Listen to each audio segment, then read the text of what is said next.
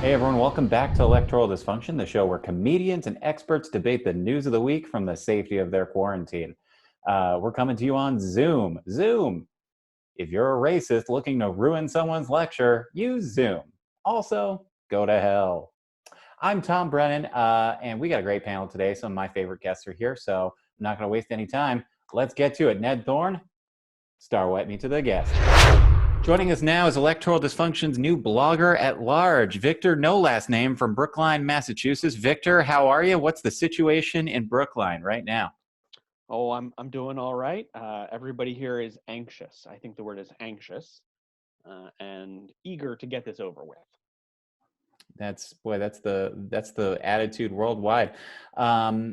Speaking from where you sit right now, from the people you've been talking to, from the stories you're hearing, and your own personal needs, your own personal mood, what would you describe a day to day for you right Day to day involves a lot of staring at my phone, with bouts of deep pangs of hunger, now? existential hunger, and there's a lot of group texts. I'd say more group texts than ever before, and it's too much. Too much. So walk me through how it's too much. What's the overkill here? You know how in like a regular weekend you've got 3, 4 social events to be at. Yeah, sometimes. Yeah, I mean, I don't do much, but yeah. Yeah. Maybe I'll put it in terms you understand. You know how on a regular weekend you have like 3 takeout places you want to go to? Sure. Yeah. Oh my gosh, I miss them all. Great. This is like that. But now instead of takeout places, it's group texts. And instead of 3, there's like 8 of them that you have to keep up with. All right. What's the most important one of these group texts? The one with me and my roommates. Your roommates, who are My roommates. presumably quarantined with you. Yes. Yeah. Okay. Yeah. We're all at home texting each other constantly. Mm-hmm.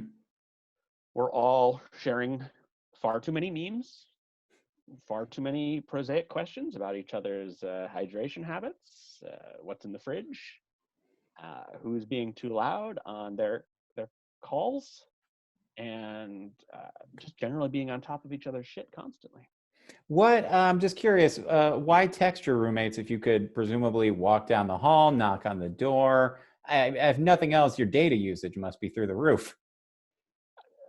It's iMessage, so it's just going through our router anyways, and you Sorry. know that they have their phone, but you don't know what room they're in. Sure. Well, So yeah, you you don't know want to how take to that reach risk. them through the phone. All right, fair enough. Fair enough. You mentioned existential hunger. Mm-hmm. Walk me through what that's like, and is that a Brookline-wide thing or more of a Victor thing? Porque no los dos. I would say that it's about loneliness, about wonders of what civilization means. Mm-hmm. Will I ever find love again?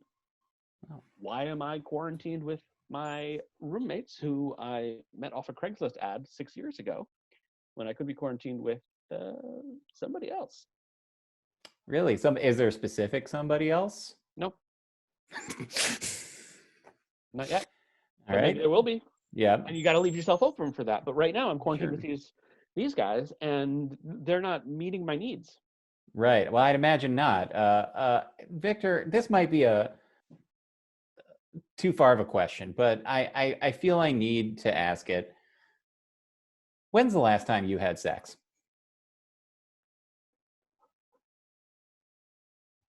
October 2017. October 2017.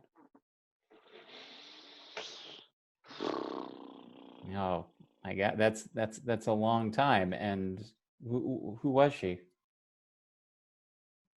We met at my friend's wedding. Her name was Rachel, and we don't talk anymore. I'm sorry. Have you texted her at all during the quarantine to check in? No, I deleted her number November 2017. That's healthy. Whose call? What made you delete that number back in November 2017? It felt like the right thing to do. I was over it. All right. Well, that's very mature. I'm curious as to, you mentioned this existential hunger, this dread. clearly a need for someone to connect to. Is there anything you can do during this quarantine to make that happen? Animal Crossing. I might have misunderstood the question. What was the question again? Yeah, I was just curious if there was any way, how you were finding, contacting, women or whoever you're interested in during this quarantine, responsibly, of course. Still, we need to keep 6 feet of distance. But are you doing anything to try and reach out and forge that connection as best as you can? Oh, I see. The answer is still Animal Crossing. Got it. Good enough. Victor, if the love of your life walked right out to your front door right now and said, "Hey, I'm here, Victor, no last name. I've been dreaming about you since forever, but I am positive with the COVID-19." What would you do? What would your reaction be?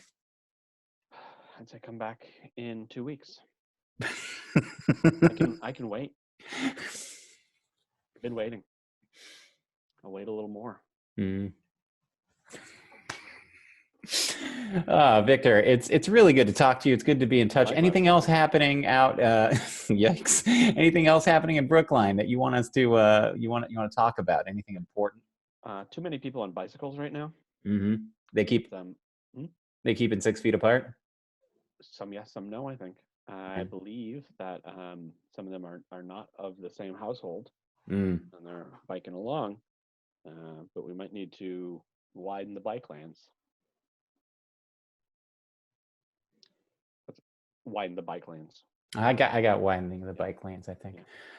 Victor, I can't thank you enough for giving us a little window into what's happening in Brookline and what's happening that I can only describe in your heart and soul. And I hope things get better, and I hope we're able to, among other places. Yeah. Victor, no last name. Thanks for joining us. Thanks for the update. Stay safe out there. Thanks for having me. And we'll see you on Animal Crossing. All right. Be safe out there, friends. We will. Ned Thorne, Starwipe me to the panel. Welcome back. We have our panel with us today. First up, she's a very funny comedian and host of the Witchcast podcast, Kate Moran, everybody. Round of applause. Hello. Very excited to have him back with us. Very funny comedian, one of the GIs of comedy. United States Army's own Benari Poulten. See his new video, Everybody Counts, over at citizenmeshow.com on the census. Welcome back to the show. Very funny comedian from The Magnet and former fundraiser for the great Jeb Bush. Ladies and gentlemen, Ann Herberger. That was really hard for me to call a Bush great. Oh, you're very sweet, Tom. Thank you. In these difficult times, though, we all have to come together. Come together. That yes. is how much Americans. respect I have for that moment. And of course, editorial columnist for the New York Daily News, my buddy, my pal, my lifelong chum, Robert George. Hey, Robert. Yay, Robert. All right. So, as I have the last few weeks, I'm going to intro this show again, giving some credit to the President of the United States, who is still, as of this taping, Donald John Trump.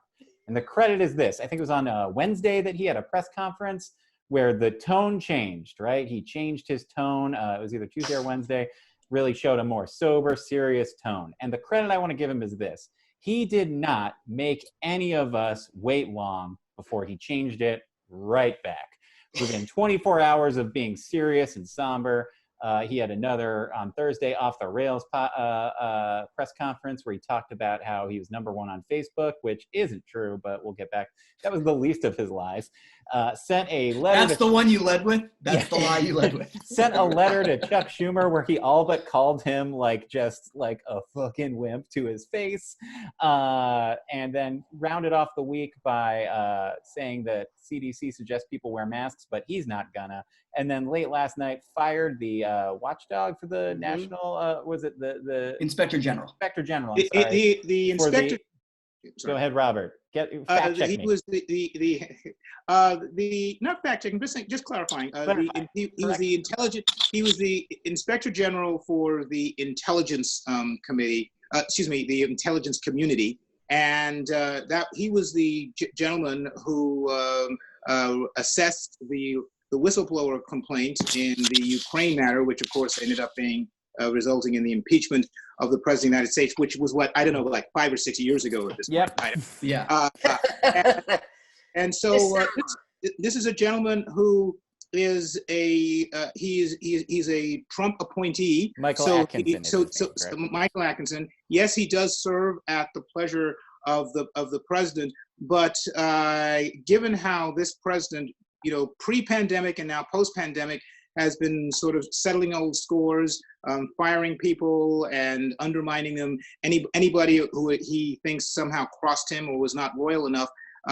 This looks like a classic Friday night payback hit. So let's talk about that. We'll hop into the pandemic that has us all stuck inside, looking like we're recording hostage videos. But let's talk first. Why now? Was it sort of the cover of darkness of everything that's happening, or why do you think his Saturday Night Massacre has been happening for 3.5 years every night? So he has like a Saturday night, so why wouldn't he do this? I mean, this is the perfect time too, because to fight, when everyone's attention is on what are we going to do with the pandemic, right, and everyone's stuck inside, to even go after him. I mean, this should be a separate impeachable offense. This is the type of thing that in any other administration, people would be up in arms, but to even go after him for this would seem political and petty. So he puts everyone in the position of, we're so outside of the norm here, and we're so beyond the pale in what he will do. He's going to do anything he can if he can get away with it. There's nothing to prevent him. Yeah, and let's a good the best defense is a good offense. So and also if the shiny metal object is over here, then I don't have to look at we don't have to deal with, or the press gets diverted from reporting the pile of crap that's over here. So here's what I feel a little heartened about. This is a disaster of such an epic scale that I think I give props to CNN for not covering his press conferences, cover to cover now. I give props to the press who aren't starting to take the bait, but this is something that it's not just not doing your homework and sliding by as he has over the last 3.5 years. This is something that even if Joe Biden never said another word, Donald Trump is probably not going to get reelected for this. I know he's gotten, a bump here and a bump there, but they are temporary. This is people who are his supporters are going to start knowing people that are dying or gotten so sick that they've almost died, or they're going bankrupt, or they're going to lose their house. This is triple, quadruple, quintuple what the 2008 financial crisis was. Kate, your thoughts, any thoughts you may have on the late night firing after a week of everything getting worse? Yeah, I mean, it's not really unexpected. I feel like Trump is like Mean Girl, Regina George, who found her mom's pill stash, and the only way to stop a bully is to take away their source of power, which Anne's completely right. I mean, the media needs to stop airing live his daily press conferences, and they need to, because he's also peddling out false information that's endangering people's lives. Yeah, I really hope you're right, Anne. I hope he doesn't win, because they made a real shit hole of this mess. That's fine. Go ahead. Saturday morning, I was watching. I think it was MSNBC, and actually it was Saturday afternoon. The host quoted Carol Simpson, who you may remember as the former ABC anchor. She moderated at least one of the vice presidential debates. Oh yeah. 2004, 2008. Her daughter is now a medical correspondent at one of the Boston TV stations. And Simpson made this interesting observation. And I'm kind of kicking myself that it hadn't occurred to me before.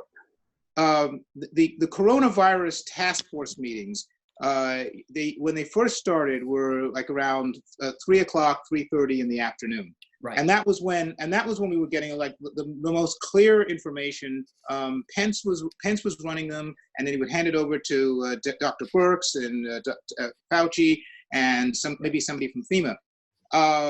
Then the president realized, oh, these are getting some attention, he kind of jumps into them, and they slowly started going later and later and later. And now they're starting, generally speaking, like around 5 o'clock or 5:30. Right, and the 5 to 7 time. The 5 to 7 slot, and that's very significant, because it's not prime time, which at some point he may want him to do them in prime time, but he's not doing in prime time. But they're more significant because they are interrupting local news. Local news. This is exactly the key. And so so there are a number of stories going around the country, but particularly in the East Coast and in the Midwest, about the local impact of the coronavirus, and particularly in local news, say like in Michigan, which is becoming the new really big hotspot. So the administration, the president, is managing to get his message out, yes, to a national audience, but more significantly to interrupt the local news and the local individuals who are depending on what the local reporters are saying to find out what's going on in their communities. And this is such an important point too, because it also explains not just the bump in he cares about his polling numbers, of course. Right. And by the way, that started to turn around, by the way. Yeah. But that's the short-term effect of it. That's where you can see the short-term effect. As people continue dying, those numbers will tank again. But what it also explains is the complete chaos that's created with why aren't people staying at home? Why aren't people following the rules? Well, because the majority of people at the local level are getting conflicting information night to night from the president himself. Right. And the one thing, unfortunately for us, the one thing this president is actually really good at is TV, and knowing how to manipulate TV to his best advantage. At this point, he knows, if he knows nothing else about the presidency, he knows this: he is the president, which is the star of that reality show. Well, he got his own channel. That's what he wanted. Right. That is a great crystallization of the Trump presidency. If he knows anything, he knows that he is the president. I'm going to go ahead and say, in term 2, that might not be the case, given the way he appears to be going. As Hopefully. Yeah, except I would be concerned. I would be concerned that he's killing off his constituency, because if someone who's not concerned about re-election, to me, the guy in power who's not worried about making, overtures to his constituency, just letting him die, means he's not worried about re-election. Yeah. So what does that mean? Does that mean to do an important question that I think came up yesterday? He was asked about mail-in voting, or on Friday's press conference, he was asked about mail-in voting. He came strongly against it, even though he votes by mail. But as we've learned, unfortunately, catching him in an ironic twist has not led to him leaving office yet. So who cares? But I think, in that presser, he talked at length about that. He talked at length about not particularly seeming concerned with, in general, shoring up our electoral system. And between that and the late night firing, seems like, I guess the question was posed whether or not you should run these press conferences. And I am on the fence about whether or not they should be run, because he is definitely putting out bad information. That's true. But also, Fox News is still going to run it. So there is part of me that says, do I want the other networks to cede that territory and not challenge him, call him out, not make a point to broadcast the question, the White House press corps pushing back. I'm curious, thoughts, and Robert particularly, because I don't think you offered an opinion on this, and as someone from the media, what do you think about the idea of not broadcasting the press conferences? Like you, I'm of mixed minds. I am obviously I'm a working journalist. Knock on wood, that's going to continue for a little bit. And I have to watch them. Because thank you for your service. Yes, thank you. Seriously. And look, if you're a media organization covering the biggest story in the world right now, which is an international pandemic, you can't ignore the president of the United States.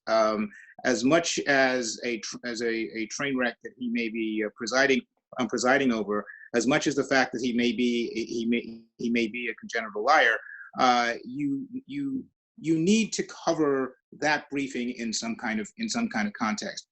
I thought it was a rather bold choice by CNN, and they're not doing it every day, but it was a bold choice. I think they started doing it either the last Sunday or Monday, all the days merged together, but where I'm watching, I've got my picture-in-picture here, and I see either MSNBC or my local station, New York One, go to the White House.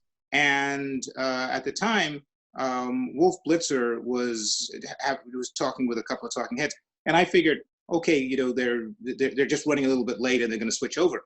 But no, they ignored the opening part of where the president gave his opener, and then as soon as he turned it over either to Mike Pence or to Deborah Birx, I don't remember, CNN zipped right in there. Then watched it.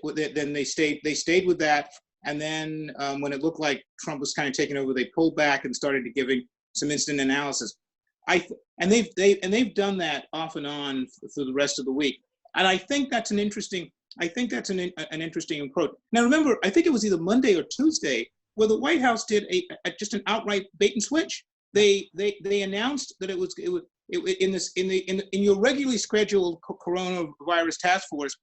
They brought out the Secretary of Defense, the Attorney General, and some others, and it was about how they're going after these drug traffickers who are quote, taking advantage of the coronavirus epidemic to do X, Y, and Z. And then you gotta police the X, Y, and Z's. Half an hour later, they then came in with we now take you to our regularly scheduled coronavirus drug task force, and here's Tony Fauci and Deborah Birx. So if the White House is now not just going to turn these briefings into the Donald Trump into the Donald Trump show, but also to turn it into a more explicit advertisement, forcing people to pay attention to whatever latest policy that is only tangentially connected to the to COVID-19. The media has to make a judgment as to whether they are going to give the entire production complete coverage.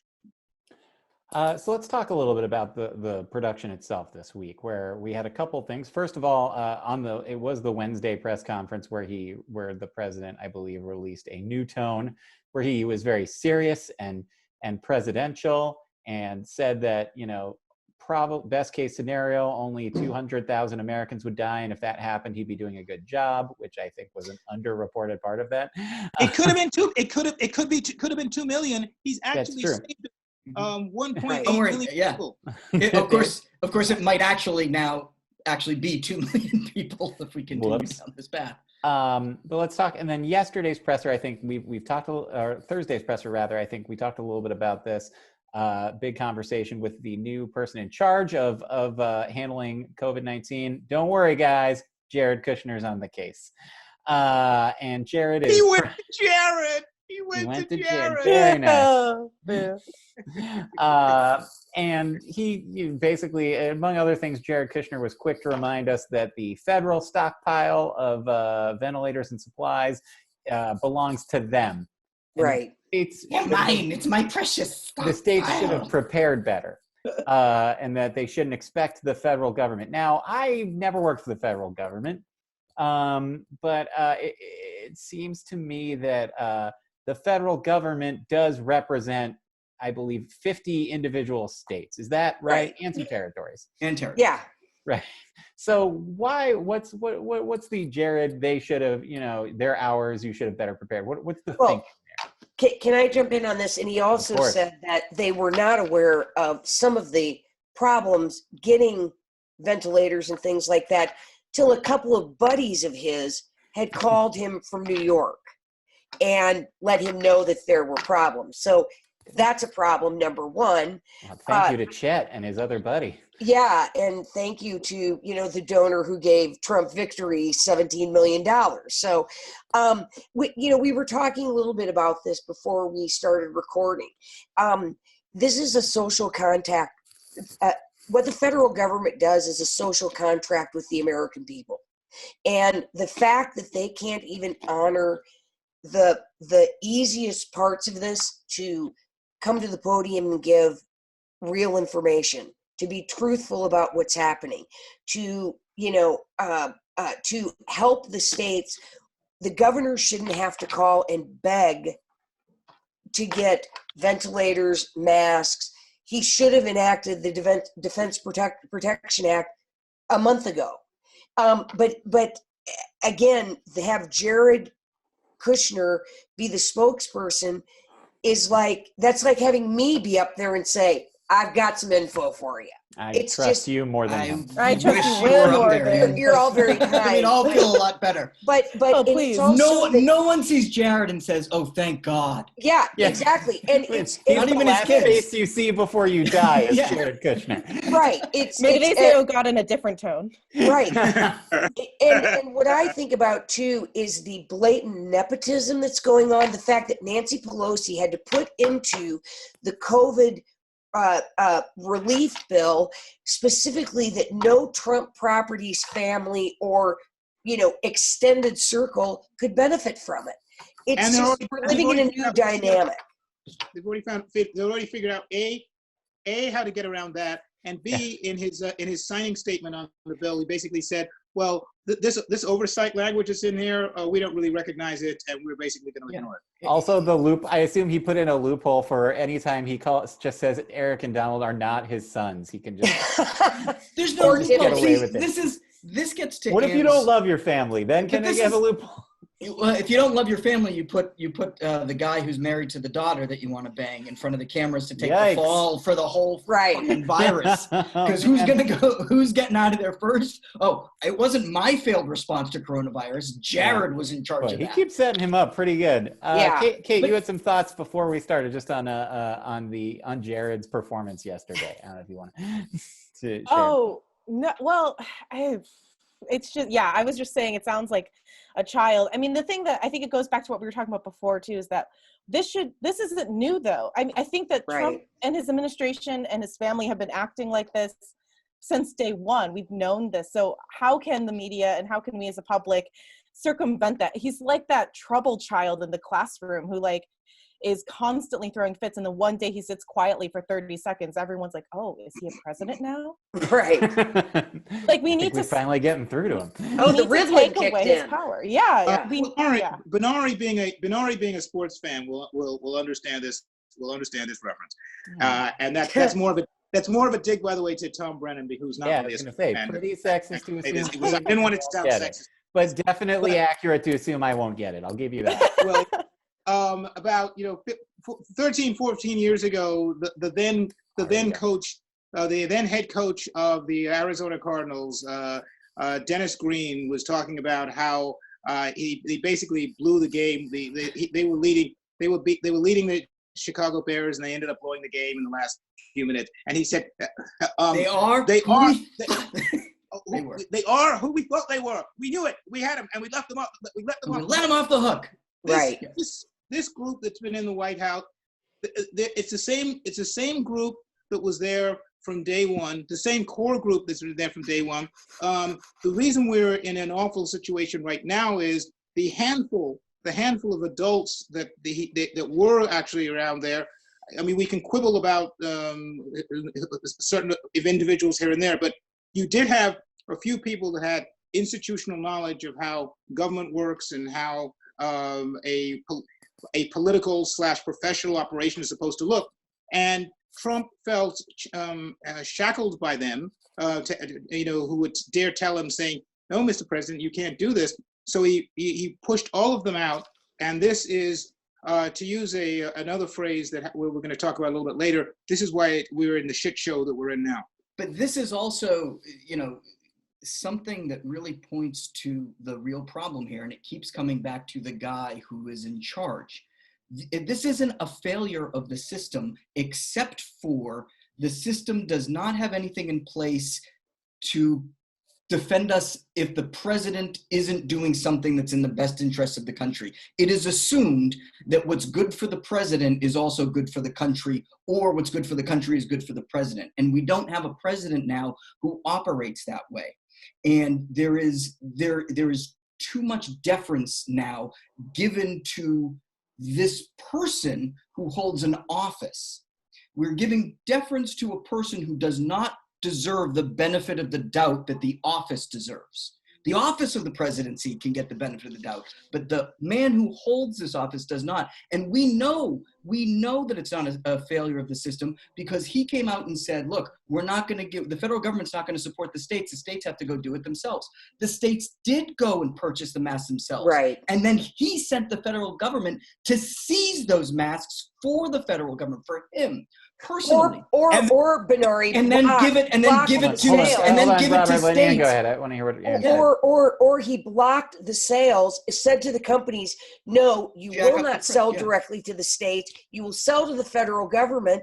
And the states are like, we have a signed contract for these ventilators and masks. And he basically pulls the wool right out beneath them. And to Robert's point, when somebody shows you who they are, believe them. And then they turn around and sell them to these middlemen, who then turn around and mark them up back to the states. I mean, we were talking a little bit before we started actually, recording here. Tom has made his diffidence towards individuals named Bush well known, but there's something we should go back to. Mm-hmm. Katrina was not George W. Bush's best moment. We can.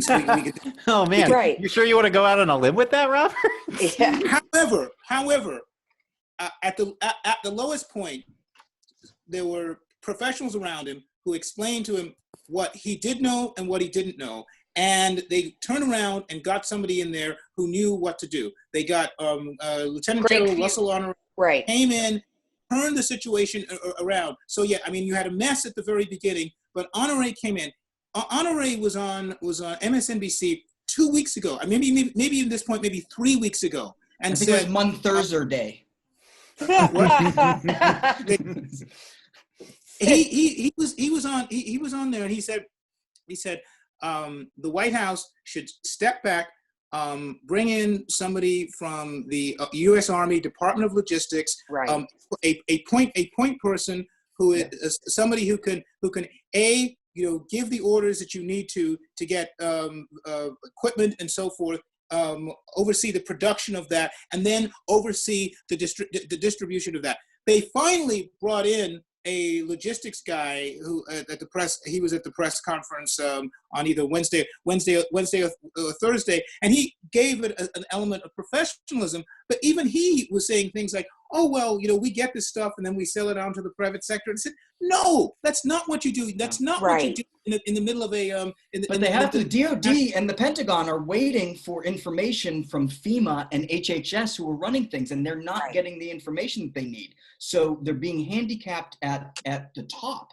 and they're being handicapped by the people who are in charge of this. And the people who are in charge of this should not be. And this is every day that we have deaths now, we could prevent this. Every day that we have an increase in spike in numbers, every day that this gets worse instead of better, this could have been preventable, and we're seeing it in real time happening. Well, the difference is between the Bush administration and this administration is that you're dealing with maybe people who might be quote unquote evil, but they're lawful evil. They're politicians who still follow rules. We're dealing with sociopathic, chaotic evil people who literally they're gaslighters. They don't care, rules don't apply, and they're the only people who matter in their own universe. And we need to meet them at their game. I feel like for the last, how many years has he been in office? 4? 3.5? It feels like it's a decade. 60 years. We're still so 80 surprised. long years. Well, when Kushner made that announcement about it's ours, they changed the official language on the White House website within 24 hours just to match what he said. Like, rules don't apply to this family. They never have. Well, and let's go back to Katrina just for a minute because Yeah, no, well, no. To the good times. Oh yeah, We're talking when about things worked. we're talking about local, state, fed, and again, for all the mistakes that George W. made, and there were plenty, the one thing he kept saying to the mayor and the governor was, I can't bring the National Guard in until you sign the declaration, the emergency management declaration. And all of these governors did it, except for, let's say, Brian Kemp and a few of the, the Klan that are still in office. But It's a good name for a group of Republican governors, a Klan. that are still in office.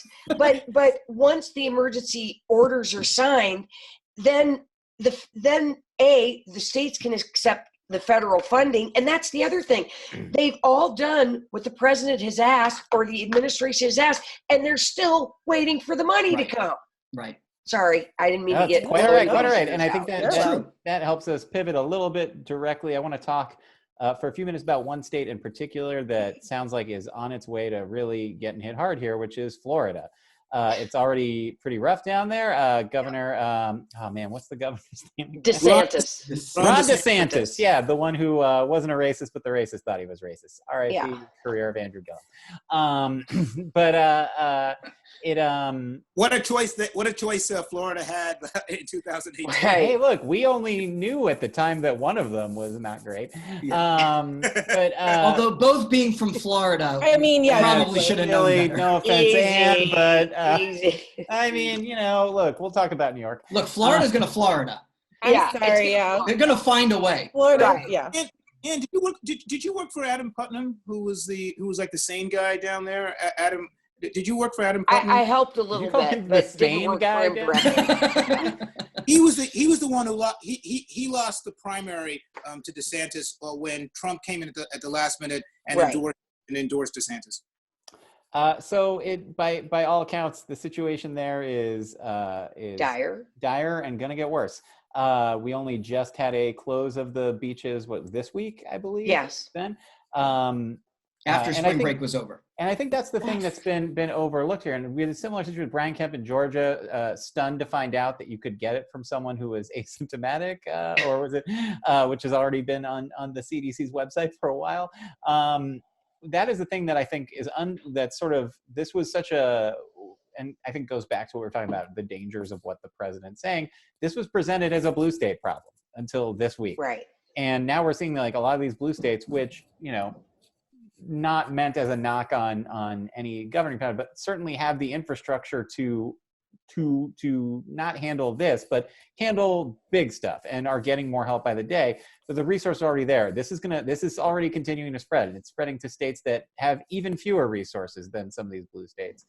And that miscommunication, we'll say, from the president has allowed some of these problems to fester. We're only now just seeing, I think Alabama just had a stay-at-home order, and to the credit of Governor Ivey of Alabama, he counted religious services as non-essential, and those have to be shut down. Not the case, I believe, as of this recording in Texas, or Florida. DeSantis Florida. did the same. All churches can be open. Yeah. What are our thoughts on what we think is going to be the situation for Florida for the months to come? What really scares me about Florida and Georgia. Well, my mom, who I was so thankful was still living with me up here when this thing happened. But she's down in Atlanta with my sister and the grandkids. Thankfully it's good down there. But we're seeing rural areas of Georgia really getting slammed right now. There's this little town called Albany, Georgia, which shares a name same as the capital of New York, which is just humble brag there that the capital of New York. Say again. Humble brag that the capital of New York. Yeah. Every time you mention the word Albany, the mayor of Albany gets $1. I just called it Albany. All right, continue, Robert, please. So the rural areas of Georgia are already starting to get slammed.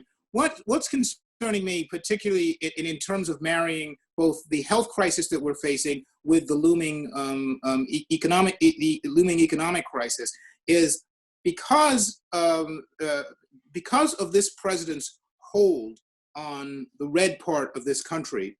The governors too many governors were waiting to get guidance from him as to whether they should go into lockdown. Some of them obviously were smart, like Mike DeWine in Ohio has done a fantastic job on that. But many of them were hesitant about not wanting to cross this president, and so they didn't do the lockdown orders. Right. So what that has created is a situation where New York is right now about peak infection. The increase in infection in New Fingers York crossed. is already getting close to zero. Now, hospitalization is still increasing, deaths are increasing, and so forth. But in peak infection seems to be seems to have been reached. That means maybe another 2 weeks or so from now, we might start to seeing a bend in terms of the number, in terms of the increase in deaths and so forth. But because Ron DeSantis in Florida decided to ignore this, because Brian Kemp in Georgia decided to ignore this, they put off what will be the peak moment of infection. Right. The infections will continue, which means, and then after that, the hospitalizations and the deaths will continue. So at a moment when New York will knock on wood, be seeing the end of the worst of it, they're going to be moving into their worst phase, which means it's going to delay the moment when we can start trying to slowly open up the rest of the country, because just as one hotspot is starting to cool, another one is going to be opening up. And when it's a big state like Florida, and it's not something that you can just like say, okay, everybody can go back to normal, because frickin' Florida is now on fire. And look, just before you go there, Benari, Robert, I think you're definitely right about us hitting peak infection, but just in case anyone watching this show makes all of their major life decisions off what Robert George said, he and I both did think that Donald Trump's candidacy would end when he attacked John McCain. So stay home, wash your hands, relax, take the day off. It's okay, don't worry about it. But Benari, go ahead. No, you're right. You're right in terms of infection, right? Yeah. This is another problem, because what you just said of like, oh, this is a blue state problem. This wasn't a blue state or a red state problem. Right. This was a problem with where there was a high concentration of people, which are normally cities, which are normally urban areas.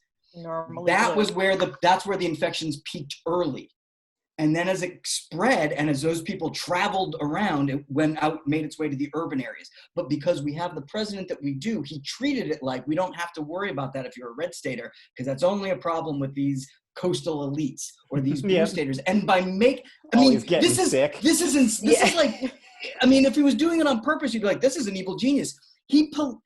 When these things start spiking, it's going to now be politicized, because you're going to be able to see the spikes of infection move across the board that align with how people vote, which is insane. Right. He's politicized a fucking pandemic.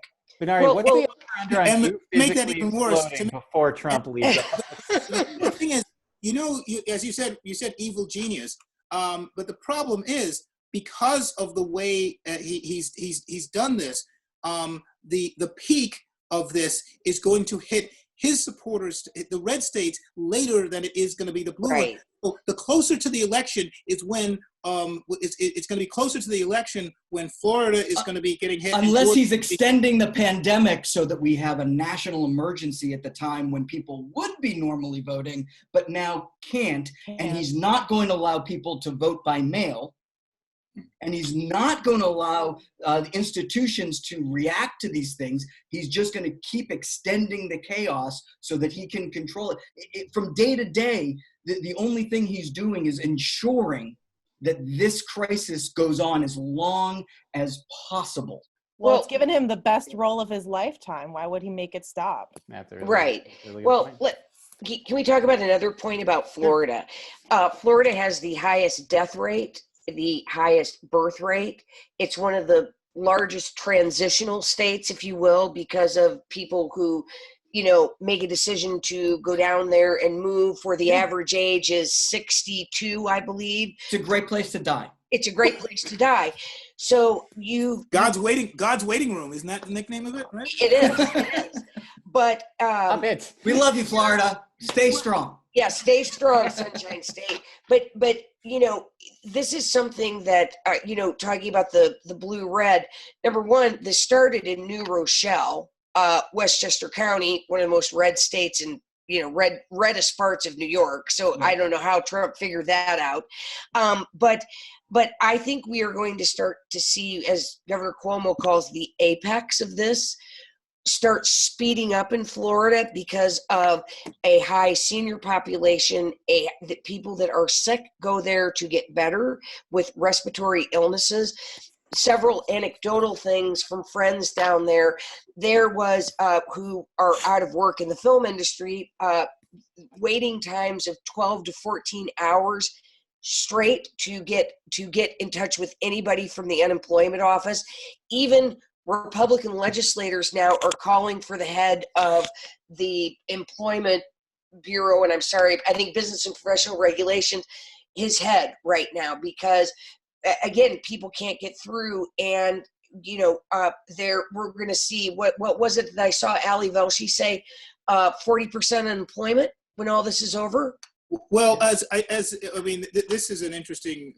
Pardon me for stepping on Tom's toes here, but this other topic that we were looking to touch upon this week is that be careful of what you wish for, and the chicken's coming home to roost down in Florida, because the previous governor, Rick Scott, who's now the senator from Florida, they had put in this $77 million unemployment system down there, making it harder for people to qualify for benefits and to get it, and now it is it's turning and biting DeSantis on the ass, because you've got a whole lot of people who are getting unemployed, who are being unemployed, and the reason why Scott apparently did this was to make it harder for there to be official numbers of unemployed in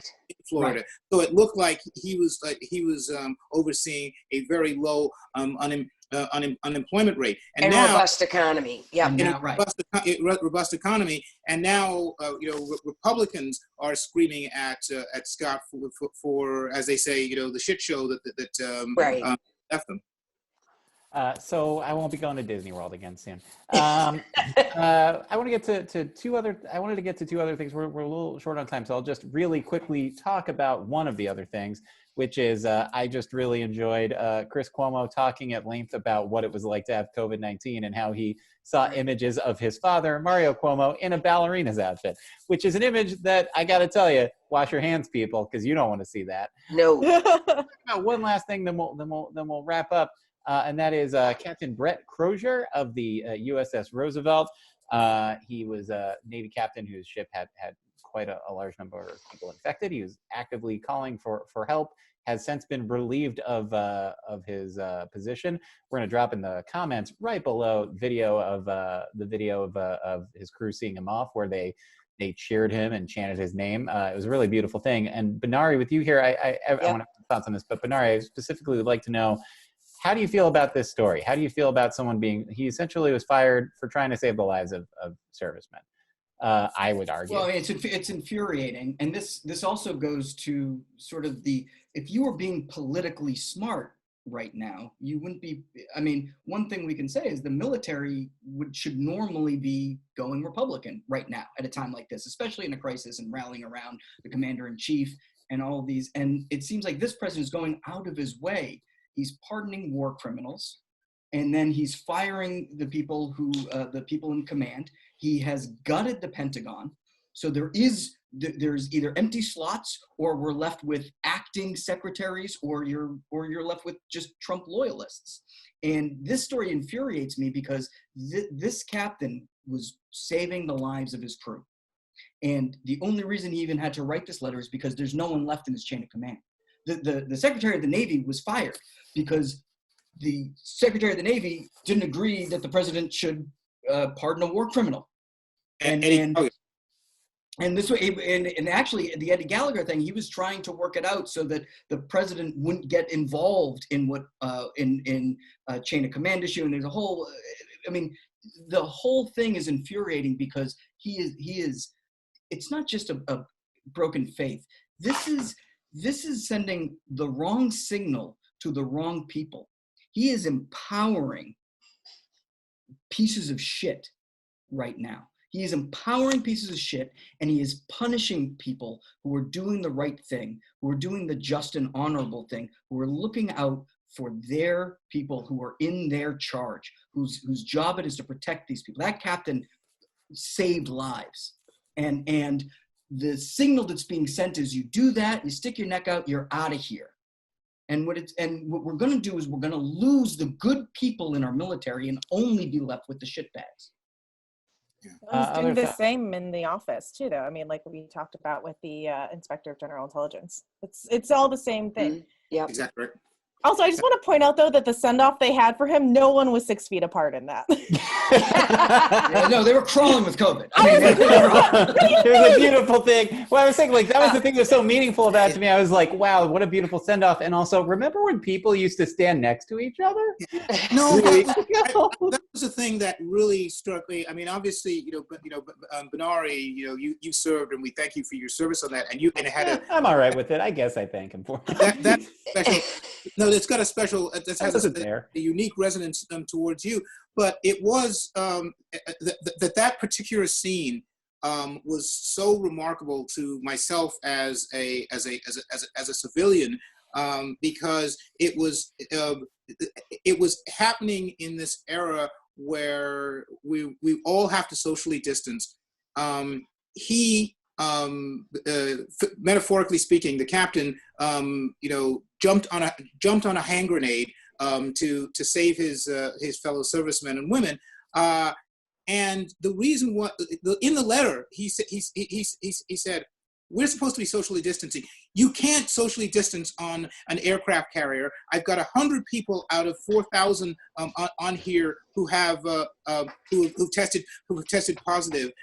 We need to get the ones who are negative off of here, and we need to figure something out. And they're completely and totally ignoring him. So they then say, well, you use poor judgment, and so you're gonna have to go. But to see that wave of humanity going there, cheering him out, and it's just breaking your heart because they're not socially distancing, but the human aspect of them to applaud the man who was giving up his career for them. It was just like. And I do want to point out too that when he wrote the letter, when he finally wrote the letter, he wrote the letter knowing he would probably lose his command over it. Yeah, of course. And this is also part of the heroism that he showed. He put his service members, the people that he was in charge of, before his own career.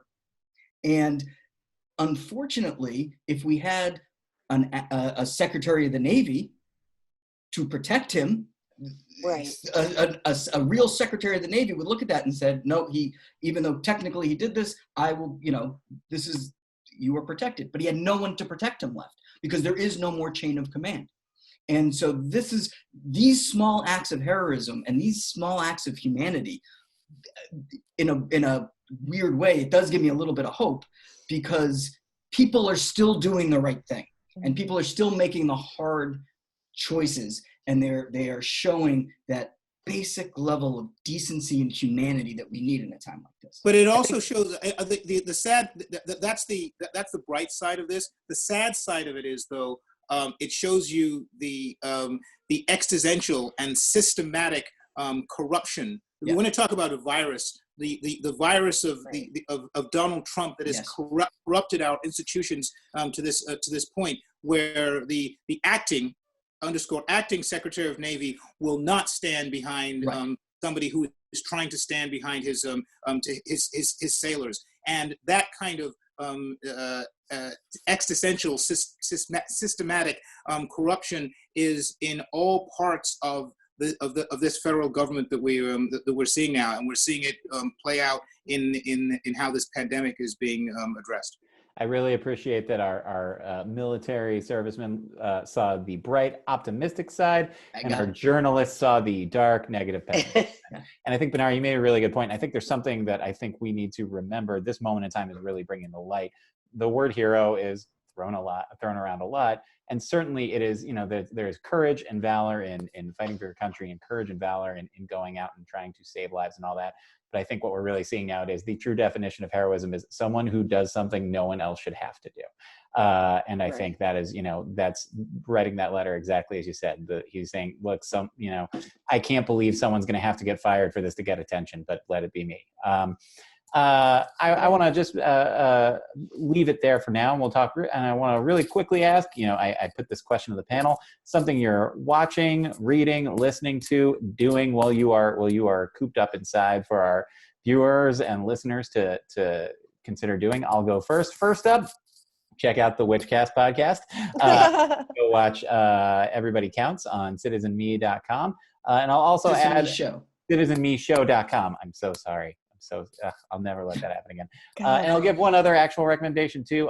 Actual recommendations. Those are actual recommendations. But this week I watched Mark Maron's new comedy special on Netflix, End Times Fun.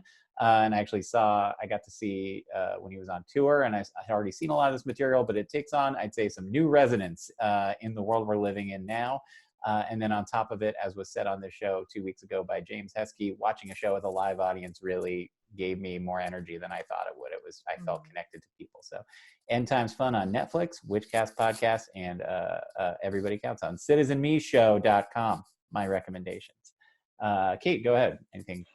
I actually had the very lucky privilege to have Deepak Chopra give a Q&A for my company, Verizon Media, this past week.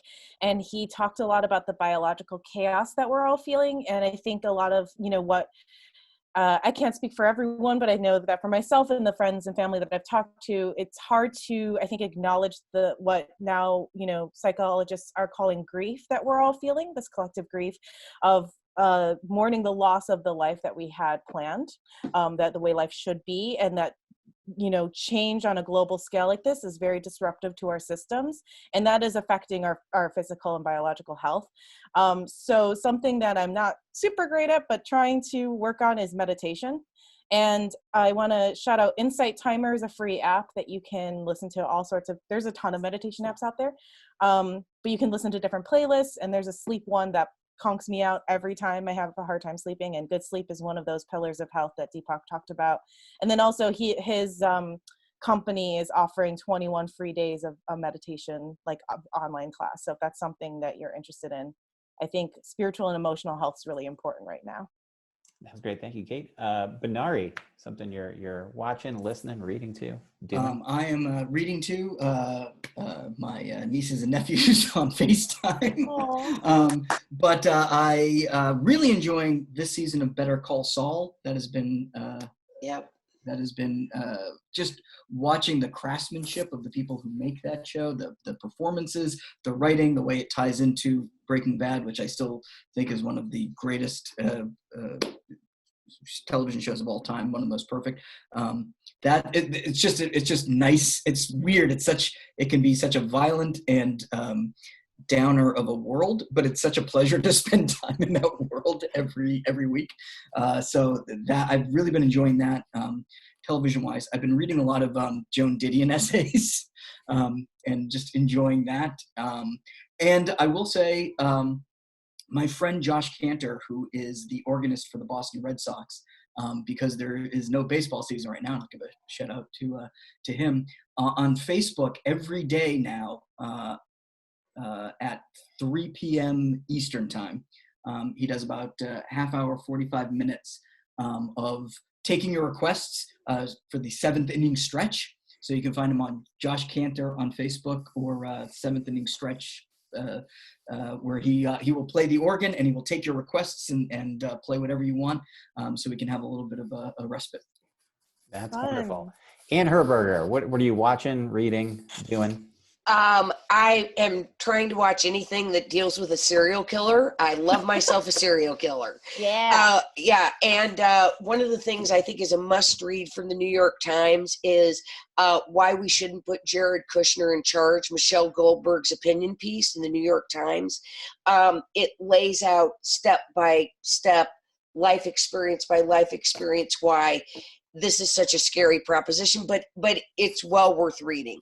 I am reading a book called The Anonymous Girl, and it's about a girl who decides she is going to partake in a study and try and make a little extra money, and finds out a lot more about herself than she realizes. And I just want to pick up on something that both Kate and Benari said. I think we need to not underestimate sort of the energetic things that are going on with the life experiences we're having right now, and be kind to one another. I think everybody is, but it's very easy. I know for myself, it's very easy to think, what am I going to do and project in the future? And all I can do is deal with what's in front of me today. So I am grateful for Electoral Dysfunction, and thank you for asking me. And, let's talk about all this stuff again in a week or so. Sounds good. Robert George, bring us home. What are you reading, watching, or doing? Last week, I outed myself as an Angela Lansbury stan, particularly Murder, She Wrote. That's a bold, brave thing to do, and we respect it. I was devastated when Amazon Prime took away those 5 seasons. I guess it was like a monthly switch, and so I'm losing I lost my Angela Lansbury. However, I was thrilled to see. And I know this is obviously partly capitalism, but it also, I think, it kind of helps with people stuck at home. A number of paid networks, and streaming services have opened up now of freebies for people. So if nobody had signed up for CBS All Access, they can now catch up on Picard and Discovery. So that's definitely HBO, which, by the way, the punster and me just love this. They've got a new tagline, which is the "Stay at Home Box Office," which I think is a sold. It's great. It's great. You got to give them props. So I would recommend if people did not watch Watchmen, I would certainly. I would too. I would certainly recommend that. And for me, now that Jessica Fletcher is not in my life, I've now gravitated back to British and Australian crime shows like Grantchester and City Homicide and stuff like that. So that's what I'm doing. By the way, on a similar fashion, Comixology also put out a whole bunch of free graphic novels. So if people want to catch up on old school Marvel, like the Dark Phoenix saga, Kree Scroll War, things like that, all of those things are free on Comixology and Amazon now. So you guys have some time, just relax, and want to just put out the madness of the world that's going on there, plunge in. Well, there you have it. Robert George says Murder, She Wrote was the Watchmen of its day. That's it for Electoral Dysfunction this week. Thank you very much to our panel. Thank you, Kate Moran. Yeah, thanks for having me. Thank you, Benari Poulten. Round of applause. Woo! Thank you, Ann Herberger. Woo! Woo! Yeah. And thank you, Robert George. Woo! Woo! That's it for the show for this week. Thank you so much for joining us. We will be back next week with our Easter Spectacular. A quick special thanks to Mr. Kevin Scott for designing the animation for the opening of the show. Thank you to Joanne Harris for the theme music. Thank you to Declan, Shalvey, and Jordie Bellaire for our traditional Electoral Dysfunction Eagle. And thank you very much to my buddy and pal, Ned Thorne, for editing this and putting this together. We'll be back next week. That's it, Ned Thorne. Star wipe us out.